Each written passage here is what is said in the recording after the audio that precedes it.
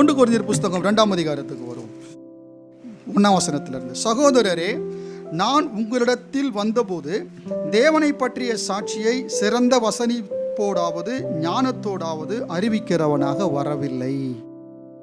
சிறந்த வசனிப்போடே, இலக்கணம், இலக்கியம், காவியம், கவிதை, செய்யுள், அடுக்கு மொழியில பேசி சொல்வன்மையோடு அறிவிக்கிறவனாக வரவில்லை. வார்த்தையிலே ஜீவன் இருக்குங்க. ஜீவன் அதுல இருக்கிற வரைக்கும் அது ஜனங்களுக்குள்ளே வேலை செய்யும். வார்த்தை ரட்சிக்கும். வார்த்தையிலே ஜீவன் இருக்கிறது. வார்த்தை வேலை செய்யும்.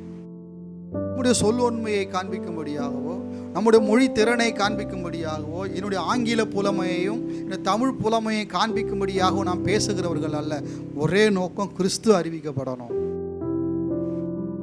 2ஆம் வசனத்தில், இயேசு கிறிஸ்துவை சிலுவையில் அறையப்பட்ட அவரையே அன்றி வேறு ஒன்றையும் உங்களுக்குள்ளே அறியாதிருக்க தீர்மானித்திருந்தேன்.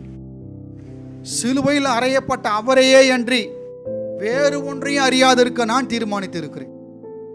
நல்ல பிரம்மாண்டமான இடம், ஏராளமான மக்கள் கூட்டம், நல்ல கார் பார்க்கிங், நல்ல ஒரு ஸ்டேஜ் அட்மாஸ்பியர், நல்ல ஒரு LED ஸ்டேஜ், நல்ல ஒரு மியூசிக்கல் டீம், நல்ல ஒரு லைட் செட்டிங், நல்ல ஒரு கேமரா, நல்ல ஒரு ஸ்பீக்கர்ஸ், எல்லாம் இருக்கிறது அந்த இடத்துல.